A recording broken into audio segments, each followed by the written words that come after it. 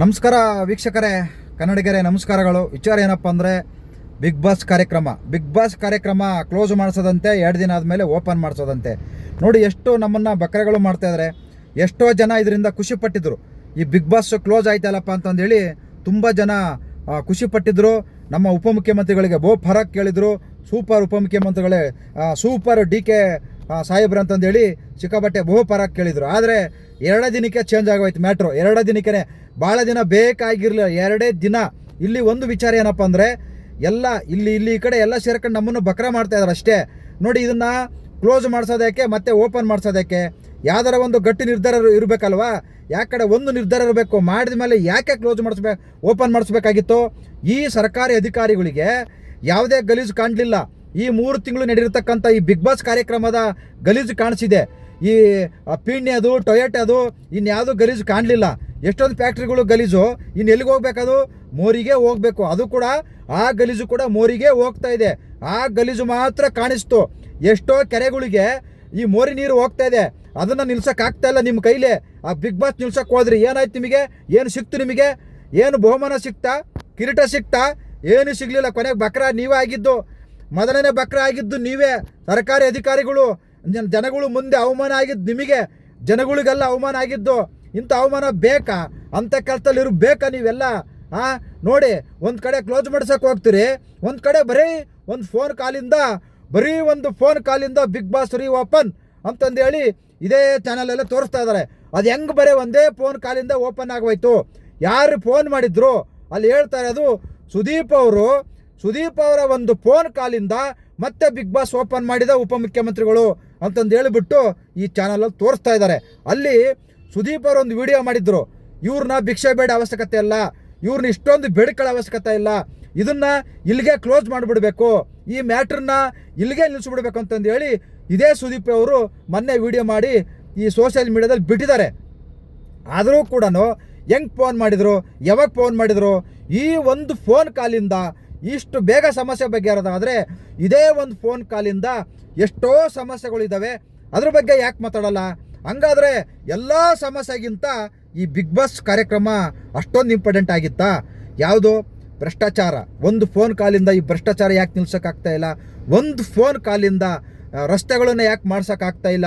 ಒಂದು ಫೋನ್ ಕಾಲಿಂದ ಎಷ್ಟೋ ಚರಂಡಿಗಳು ಮುಂಡ ಮುಚ್ಕೊಂಡು ಹೋಗ್ತವೆ, ಅದನ್ನ ಯಾಕೆ ಮಾಡ್ಸೋಕ್ಕಾಗ್ತಾ ಇಲ್ಲ?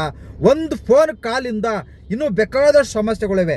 ಸರ್ಕಾರಿ ಶಾಲೆಗಳಲ್ಲಿ ಸರಿಯಾದ ಮೇಷ್ಟ್ರುಗಳಿಲ್ಲ, ಸರ್ಕಾರಿ ಶಾಲೆಯಲ್ಲಿ ಬಣ್ಣ ಹೊಡೆದಿಲ್ಲ. ಆ ಒಂದು ಫೋನ್ ಕಾಲಿಂದ ಯಾಕೆ ಈ ಸಮಸ್ಯೆಗಳನ್ನು ಬಗೆಹರಿಸಬಾರ್ದು? ಇಂಥ ಒಂದು ಫೋನ್ ಕಾಲಿಂದ ಇಂಥ ಒಂದು ಕಾರ್ಯಕ್ರಮ ಓಪನ್ ಮಾಡಿಸೋರು ಅಂದರೆ ಎಲ್ಲದಕ್ಕಿಂತ ಎಲ್ಲ ಈ ಭ್ರಷ್ಟಾಚಾರ ಆಗಿರ್ಬೋದು, ಇನ್ನೇನೋ ಸಮಸ್ಯೆಗಳಾಗಿರ್ಬೋದು, ಅದೆಲ್ಲದಕ್ಕಿಂತ ಇಂಪಾರ್ಟೆಂಟು ಈ ಬಿಗ್ ಬಾಸ್ ಕಾರ್ಯಕ್ರಮನೇ ಇಂಪಾರ್ಟೆಂಟ್ ಆಗುತ್ತೆ ಎಲ್ಲರಿಗೂ. ಹಂಗಾದ್ರೆ ನಡೆಸೋರ್ಗೂ ನೋಡೋರ್ಗೂ ಸರ್ಕಾರಕ್ಕೂ ಯಾವುದು ಸಮಸ್ಯೆ ಅಂದರೆ ನೋಡಿ ಅರ್ಥ ಮಾಡ್ಕೊಳ್ಳಿ. ಒಟ್ಟು ನಮ್ಮನ್ನು ಕೆಪರ್ಗಳನ್ನಾಗಿ ಮಾಡ್ತಾಯಿರ್ತಕ್ಕಂಥ ಕೆಪರ್ಗಳನ್ನಾಗಿ ಮಾಡಿಬಿಟ್ಟಿದ್ದಾರೆ ನಮ್ಮನ್ನು, ಜನಗಳನ್ನ. ಇವತ್ತೇನು ಎಲ್ಲರೂ ಸೂಪರು, ಈ ಸೋನೆ ಬೇಕಾಗಿಲ್ಲ. ನಾವು ಕೂಡ ಅವಾಗಲಿಂದನೂ ನಮ್ಮನ್ನೆಲ್ಲ ಬೈದಿದ್ರು.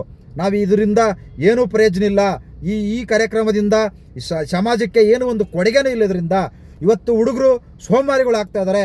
ಎಲ್ಲರೂ ಆಸೆ ಇವತ್ತೇನಪ್ಪ ಅಂದರೆ ಓದೋದು ಬಿಟ್ಟು ಈ ಎಜುಕೇಷನ್ ಕಡೆ ಗಮನಕ್ಕೆ ಬಿಟ್ಟು ಎಲ್ಲರೂ ನಾನು ಬಿಗ್ ಬಾಸ್ಗೆ ಹೋಗ್ಬೇಕು ಮಗ, ನಾನು ಬಿಗ್ ಬಾಸ್ಗೆ ಹೋಗಬೇಕು, ನಾನು ಕಾಮಿಡಿ ಕಿಲಾಡಿಗಳಿಗೆ ಹೋಗಬೇಕು, ನಾನು ಡ್ಯಾನ್ಸ್ ಮಾಡೋಕ್ಕೆ ಹೋಗಬೇಕು, ನಾನು ಸರಿಗಮಪ ಹೋಗಬೇಕು, ನಾನು ಇನ್ನೊಂದು ಯಾವುದಾದ್ರು ಗಿಚ್ಚಿಗಿಲಿಗಳಿಗೆ ಹೋಗಬೇಕು, ಮಜಾ ಟ್ಯಾಕಿಸ್ಗೆ ಹೋಗಬೇಕು, ಮಜಾ ಭಾರತಕ್ಕೆ ಹೋಗಬೇಕು, ಇನ್ನು ಇಂಥ ಕಾರ್ಯಕ್ರಮಗಳಿಗೆ ನಾನು ಹೋಗಬೇಕು. ಬರೀ ಇದೇ ಇದೆ ಮಕ್ಕಳ ಹತ್ರ ಹೊರತು ನಾನು ಚೆನ್ನಾಗಿ ಓದಬೇಕು, ಒಳ್ಳೆ ಆಫೀಸರ್ ಆಗಬೇಕು, ಒಳ್ಳೆ ಮೇಸ್ಟ್ರ್ ಆಗಬೇಕು, ಒಳ್ಳೆ ಇಂಜಿನಿಯರ್ ಆಗಬೇಕು, ಒಳ್ಳೆ ಡಾಕ್ಟ್ರ್ ಆಗಬೇಕು. ಚಾನ್ಸೇ ಇಲ್ಲ. ಯಾರ ಬಾಯಲ್ಲೂ ಬರ್ತಾ ಇಲ್ಲ.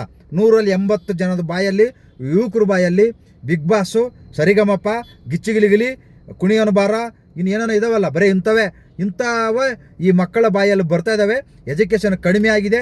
ಇವತ್ತು ಜನಗಳನ್ನು, ಮುಂದಿನ ಮಕ್ಕಳ ಎಜುಕೇಷನನ್ನು ಇಂಥ ಕಾರ್ಯಕ್ರಮಗಳು ಎಜುಕೇಷನ್ನ ತಿನ್ಕೊತಾ ಇದ್ದಾವೆ, ಎಜುಕೇಷನ್ ಹಾಳು ಮಾಡ್ತಾ ಇದ್ದಾವೆ. ಅಂದರೆ ತಂದೆ ತಾಯಿ ಕೂಡ ಅಯ್ಯೋ ನನ್ನ ಮಗ ಆ ಟಿ ವಿಗೆ ಹೋಗ್ಬೇಕು, ನನ್ನ ಮಗ ಈ ಟಿ ವಿಗೆ ಹೋಗ್ಬೇಕು, ನನ್ನ ಮಗ ಬಿ ಟಿ ವಿಗೆ ಹೋಗ್ಬೇಕು, ನನ್ನ ಮಗ ಸಿ ಟಿ ವಿಗೆ ಹೋಗ್ಬೇಕು. ಈ ಥರ ನನ್ನ ಮಗ ಟಿ ವಿಗೆ ಹೋದರೆ ನಾನು ಕೂಡ ಅಲ್ಲಿ ಬರ್ಬೋದಲ್ವಾ, ನಾನು ಕೂಡ ಆ ಶೋಗೆ ಬರ್ಬೋದಲ್ವಾ, ಅಲ್ಲಿ ಬಂದು ಏನಂಗ ಬಟ್ಟೆಗಳು ಇಲ್ಲದೆ ಇದ್ರು ಕೂಡ ಅದಕ್ಕೊಂದು 10,000 ಬಂಡವಾಳ ಹಾಕಿ ಮತ್ತೆ ಬಟ್ಟೆಗಳು ತಗೊಂಬಂಡು ಅವತ್ತು ಟಿ ವಿಲಿ ಬಂದಿದ್ದೀನಿ ಅಂತಂದು ಹೇಳಿ ಊರೆಲ್ಲ ನೋಡ್ತಾರೆ ಅಂದ್ಬಿಟ್ಟು ಶೋಕ್ ಕೊಡೋದು. ಊರ ಜನಕ್ಕೆಲ್ಲ ಫೋನ್ ಮಾಡಿ ಹೇಳೋದು, ನಾನು ಇವತ್ತು ಟಿ ವಿಲಿ ಬರ್ತೀನಿ ನೋಡ್ರೆ, ನಾನು ಇವತ್ತು ಟಿ ವಿಲಿ ಬರ್ತೀನಿ ನೋಡ್ರೆ. ಏನೋ ಗಗನಯಾನಕ್ಕೆ ಹೋಗಿ ಬಂದಂಗೆ ಒಂದು ಟಿ ವಿ ಚಾನಲ್ಗೆ ಹೋಗಿ ಬಂದ್ಬಿಟ್ರೆ ಇವತ್ತು ಎಷ್ಟೋ ಜನಗಳು ಯಾವುದೋ ಒಂದು ಗಗನಯಾನಕ್ಕೆ ಹೋಗಿ ಬಂದಂಗೆ, ಚಂದ್ರಲೋಕಕ್ಕೆ ಹೋಗಿ ಬಂದಂಗೆ, ಇಲ್ಲ ಸಿಂಗಾಪುರಕ್ಕೆ ಹೋಗಿ ಬಂದಂಗೆ ಆಡ್ತವೆ. ಒಂದು ಟಿ ವಿ ಚಾನಲ್ಗೆ ಹೋಗಿ ಬಂದರೆ, ಟಿ ವಿ ಚಾನಲಲ್ಲಿ ಬಂದುಬಿಟ್ರೆ ಅಯ್ಯೋ ದಿನ ಮೊಬೈಲಲ್ಲಿ ವಿಡಿಯೋ ಮಾಡಿರಿ, ಜನ ನೋಡ್ತಾರೆ. ಒಳ್ಳೇದಾದರೆ ಒಳ್ಳೆ ರೀತಿಯಲ್ಲಿ ಉಪಯೋಗಿಸ್ಕೊತಾರೆ, ಒಳ್ಳೆ ಕಾಮೆಂಟ್ಗಳು ಮಾಡ್ತಾರೆ. ಅದೇ ನೀವು ತಿಕ್ಕಲ್ ಥರ ಆಡಿದರೆ ಜನಗಳು ಕೂಡ ತಿಕ್ಕಲ್ ಥರನೇ ಮಕ್ ಹೋಗಿತಾರೆ. ಅದರಿಂದ ಒಳ್ಳೆ ವಿಚಾರಗಳನ್ನು ಜನಗಳಿಗೆ ತಿಳಿಸ್ಕೊಡಿ. ಇದೇ ಟಿ ವಿ ಅನ್ಕೊಳ್ಳಿ, ಸಾಮಾಜಿಕ ಜಾಲತಾಣನೇ ಟಿ ವಿ ಅನ್ಕೊಳ್ಳಿ, ಒಂದು ಯೂಟ್ಯೂಬ್ ಚಾನಲ್ಲೇ ನೀವು ಟಿ ವಿ ಅನ್ಕೊಳ್ಳಿ.